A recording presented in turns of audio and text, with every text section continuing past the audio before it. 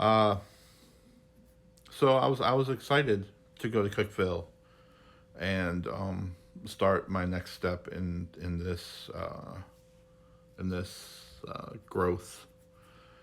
I wanted to get into group home because they'd be able to help me get disability set up. I need to get the disability set up. It's difficult when you're bouncing from hotel room to hotel room, or even if you're in a hotel room, you may not even be one. You may be bouncing around to try and fill out an application for disability and get all the stuff that they need to get to you, and for them to be able to contact you when you have no mailing address. Uh, it's not easy. So my plan was to go to the group home because they were going to help me get the disability paperwork filled out and filed, and help me get into a place to live. My main stressor, and has been since March, is a stable environment to start over on. Uh, I want a home for me and my fiance, a small apartment, a trailer, an RV, even anything where I know that we're going to be there and we're going to be safe and we don't have to, be on the move all the time. Uh, she's someplace comfortable. Well, comfortable. Uh, she knows she doesn't have to leave where she's at, and I'm grateful that she's she's good there. I miss her, but I'd rather her be where she's not in the same stressful situation that I'm in, and she takes care of me being here. Um, so I was gonna go to the group home. I talked to my fiance about it. I'm like, they're gonna send me to Cookville, and then I'm like, you can come in. You can schedule to come see me anytime you want. You can call me anytime you want. It'll be fine. Day of release, 10 days later. I was in there for 10 days. Day of release, last Thursday. We're doing my release paperwork now. Before that, I had reached out to the group home twice to verify information about me going to Cookville. I had reached out to my social worker 3 times to verify that I was indeed going to that place in Cookville. Nobody responded back. Um, Nobody.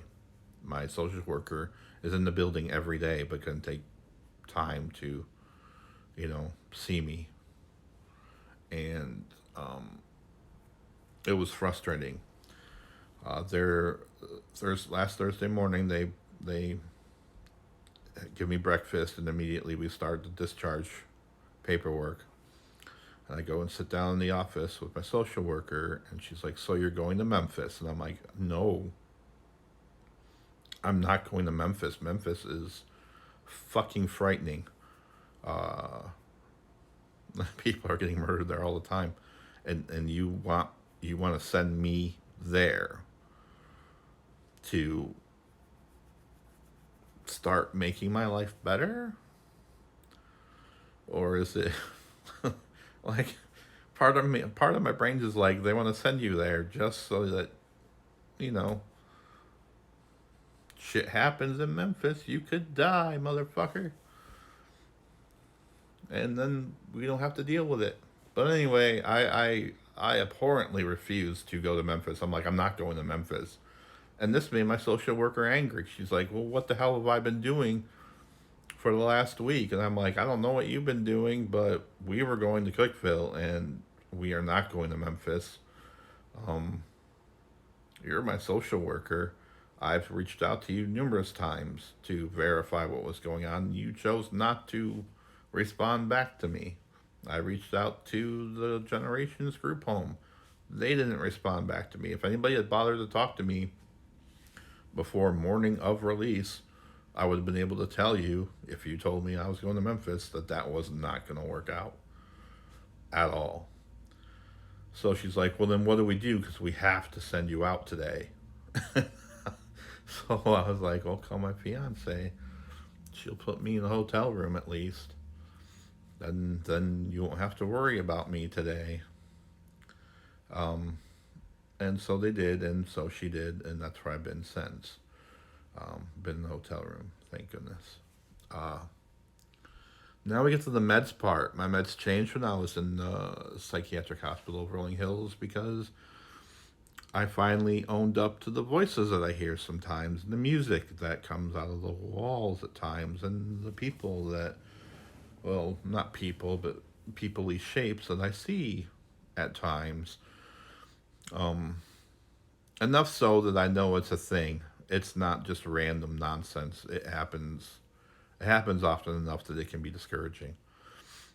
Um,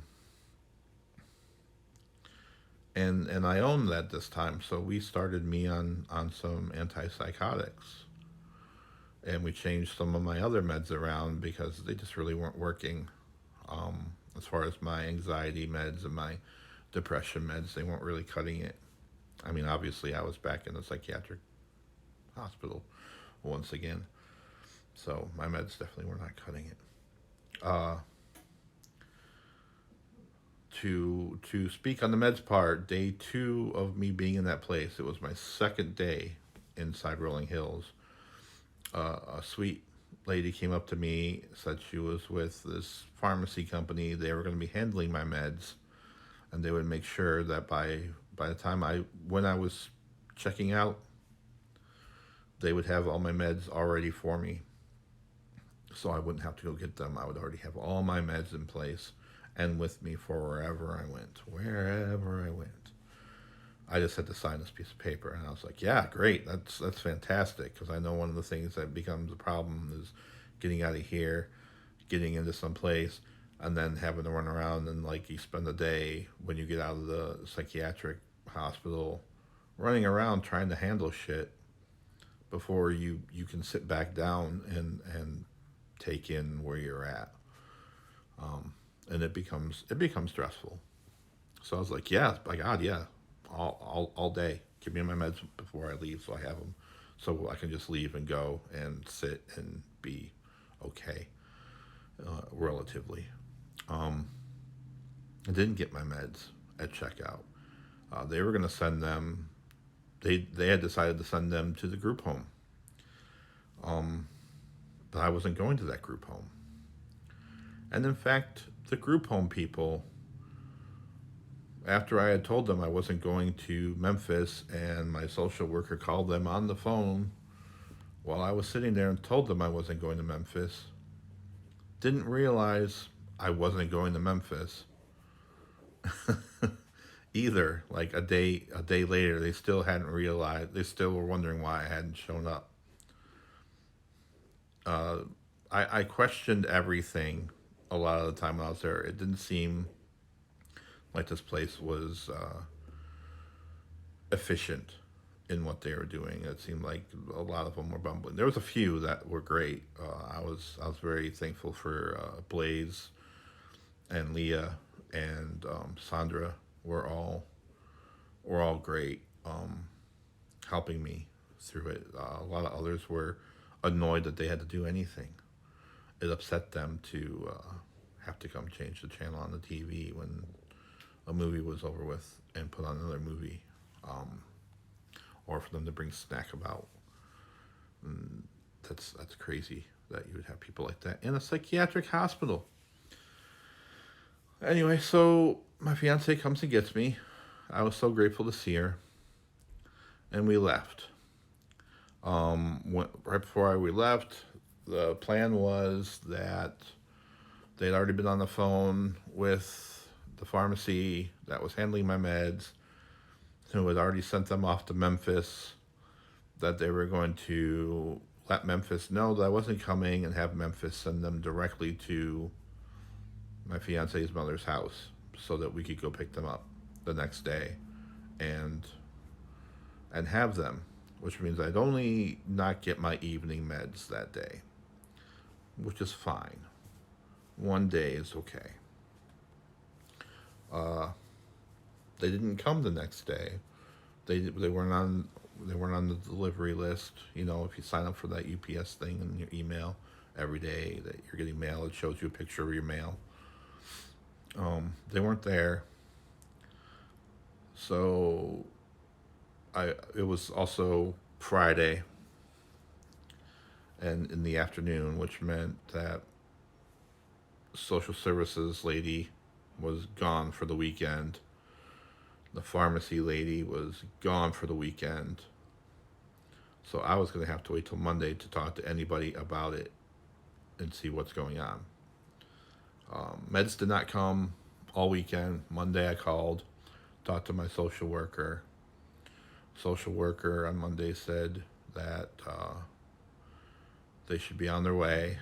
Um, and I explained that they were on their way. Monday I'd gotten a notice saying that the meds were on their way. But my fiance's mother doesn't receive my mail. I told the post office just to send it back.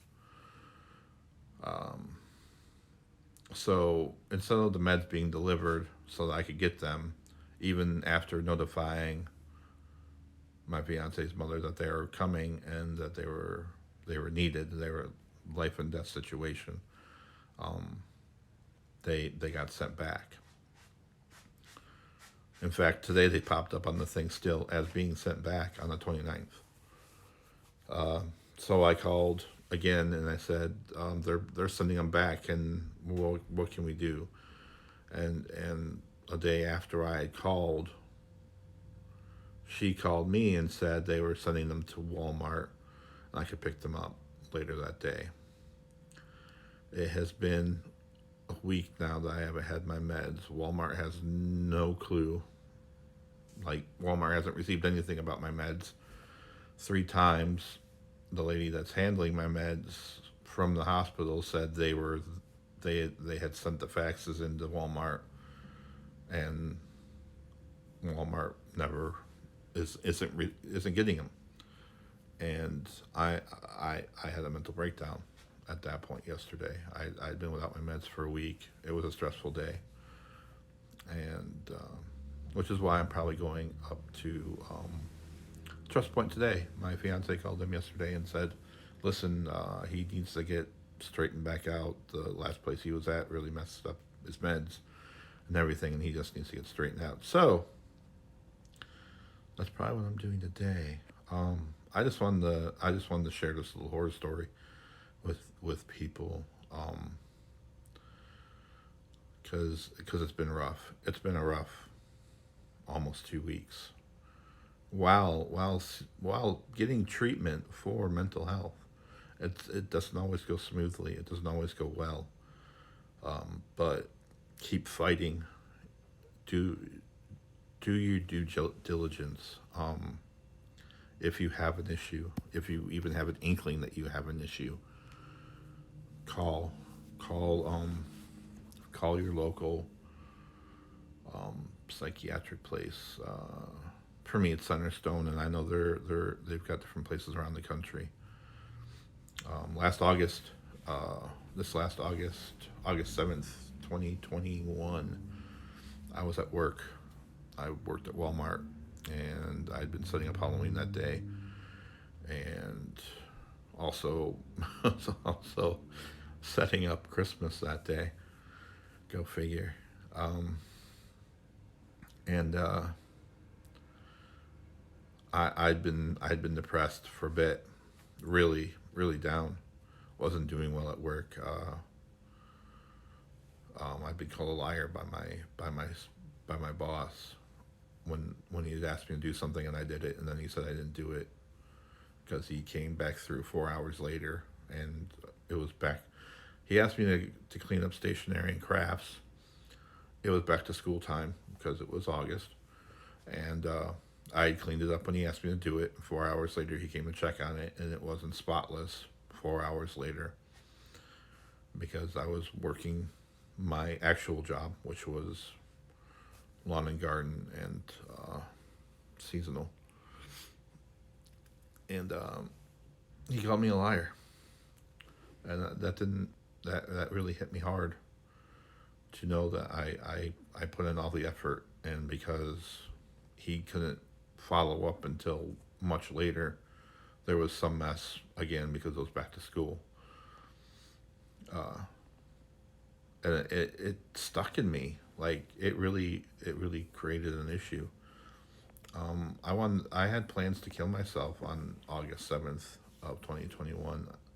I had the scissor lift. I was closing that day. I was gonna use the scissor lift to hang myself from the metal rafters of the local Walmart. Um, so uh, instead of doing that, I went home for lunch and called Sunstone for help. Told them that I was having suicidal thoughts. I needed to start therapy, and I needed to start seeking medical help with my mental health issues. I've been on that journey since, and really paying attention to what my mind and my body does with the meds, while also making sure that I go to therapy. Um, meds will help. Meds will help you a lot, but they won't help you nearly as much as meds and therapy. Having that person to talk to that doesn't have a side is amazing for your mental health, because you can say whatever you need to them. You can really let them know how you feel without it reaching other people that you may not want that to reach to. Frankly, anybody can know how I feel at this point.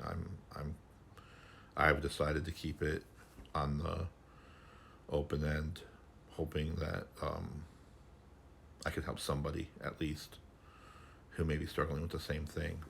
Uh, my meds have changed numerous times since I started this journey. Uh, meds are a journey in and of themselves.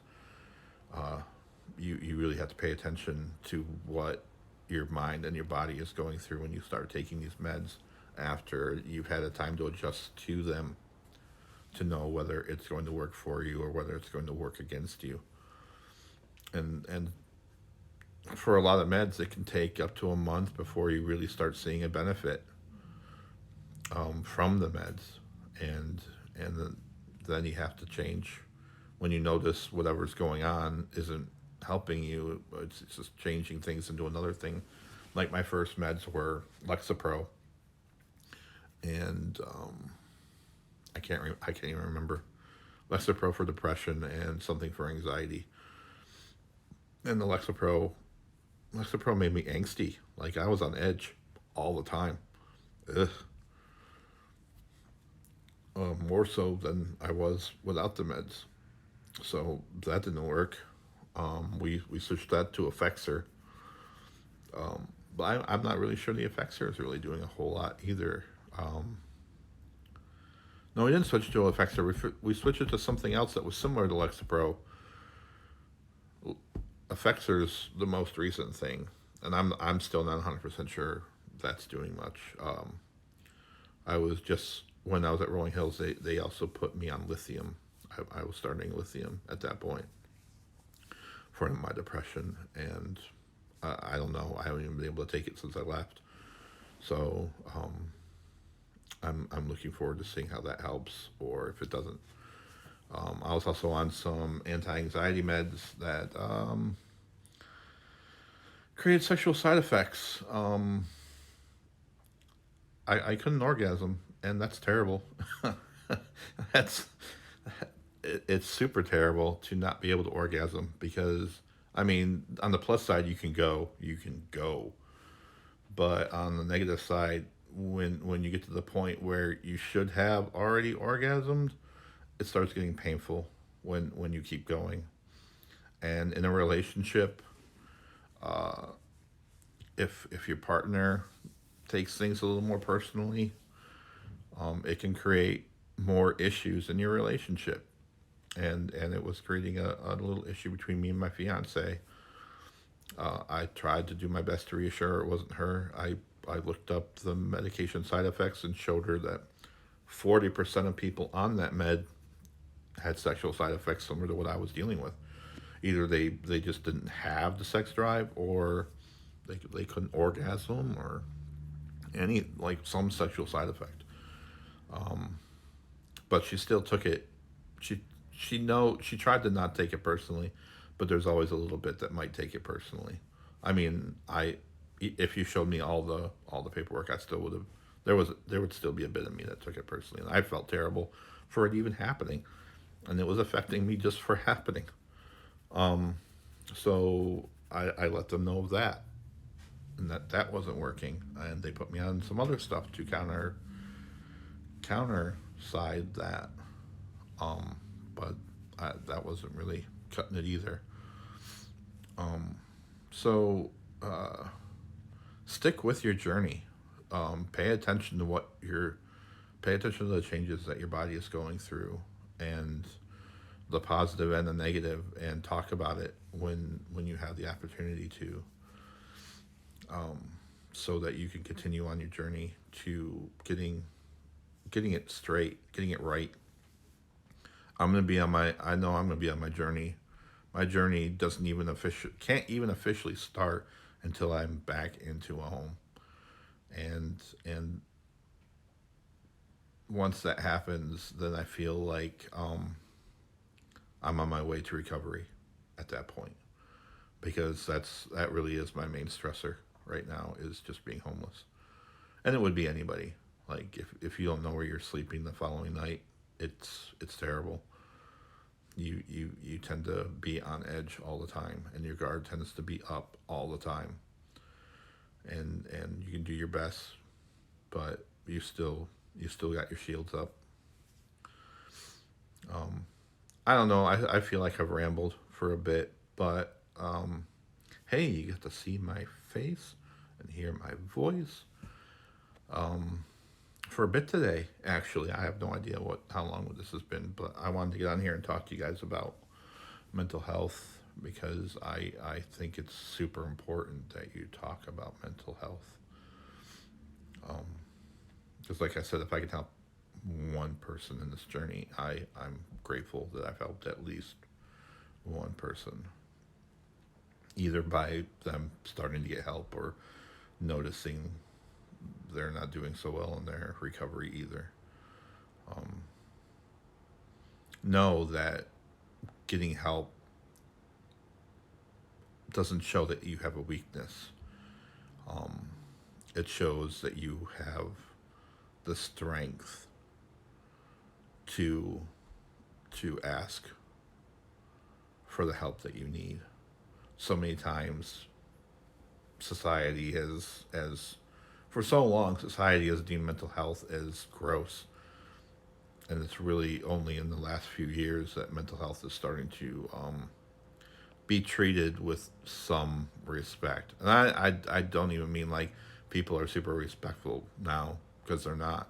It's still a hot thing where people treat you like you shouldn't be in society at times. But it's definitely come a long way than from 20 years ago when I first attempted suicide, and the stigma that came with that at that point. So stay strong, as best you can. Use your family, and I don't mean your blood family. I mean you had to be with those people. Use your chosen family, the people that you rely on day to day, the people that you talk to, the people that you share with. Let them know how you're doing. Ask ask ask to be held accountable for your stuff with them, because they can notice things in you that you may just not want to notice in yourself. Seek help.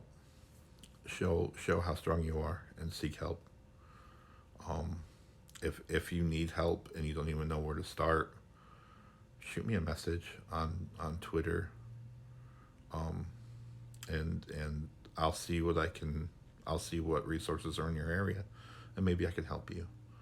At least to point you in a direction that's helpful. Um, pay attention when you start taking meds. Pay attention to the side effects. Really pay attention to the side effects. Know that it's going to be a slow go, and but stay strong in that journey. Don't give up, because chances are the first meds they give you aren't going to help you very much at all. But it's a start.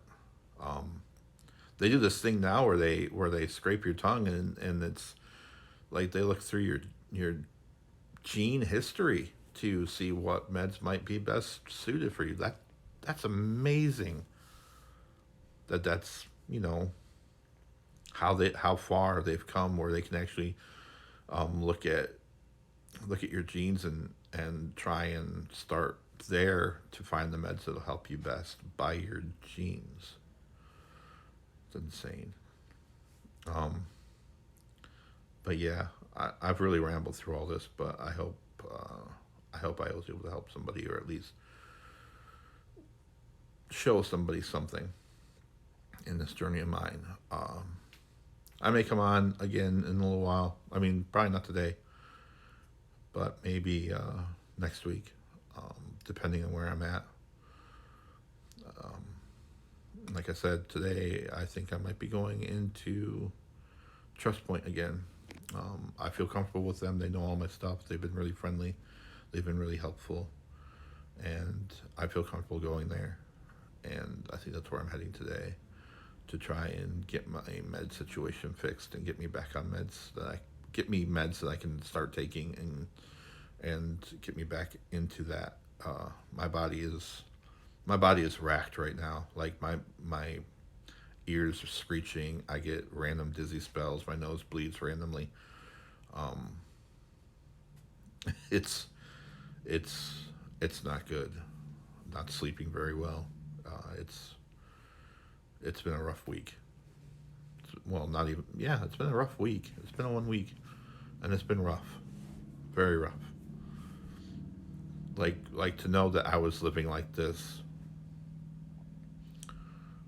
every day before August 7th, and just ignored it, made it my norm, is crazy to me, because this sucks. It sucks. I hope you all have a great day. I love you all very, very much. Thanks for watching. Thanks for subscribing. Thanks for following. Um, I'll go back to our regularly scheduled gaming uh, shows here, probably later today or in a little bit. Back to Lego Pirates. I'm looking for a good game. I like horror games a lot, and ooh, that's what I could do. Would you guys be interested in doing the curators flow through of House of Ashes? I haven't played the curator version of it yet.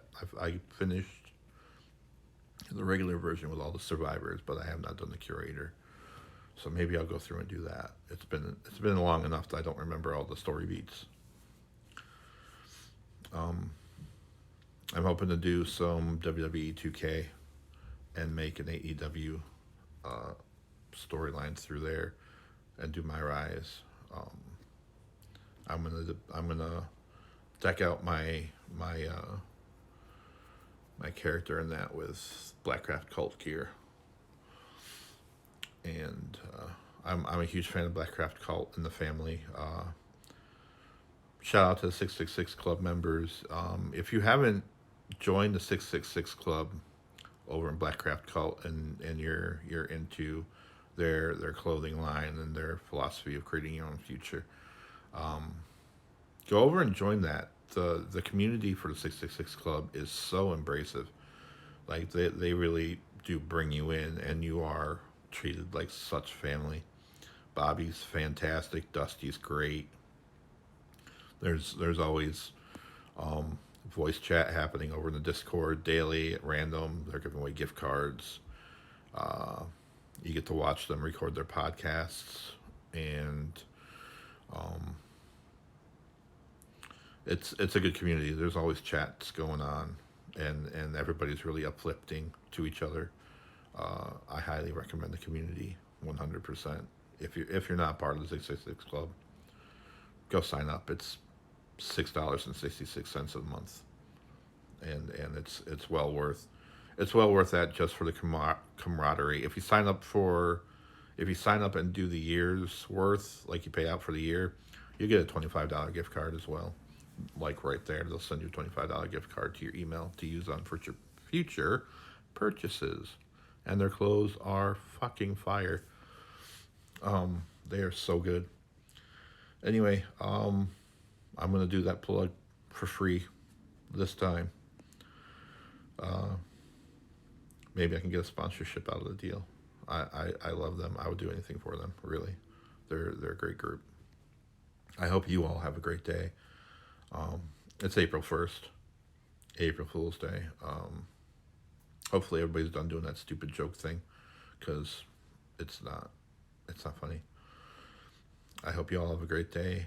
I hope you have a blessed night, as blessed as you can be. Being a Satanist, I don't really. I just hope you have good vibes and have a great day. And thank you so much for watching. I love you guys. Catch me over on Twitter at HatboxFiend. You can catch my YouTube at HatboxFiend, and of course right here on Twitch, HatboxFiend.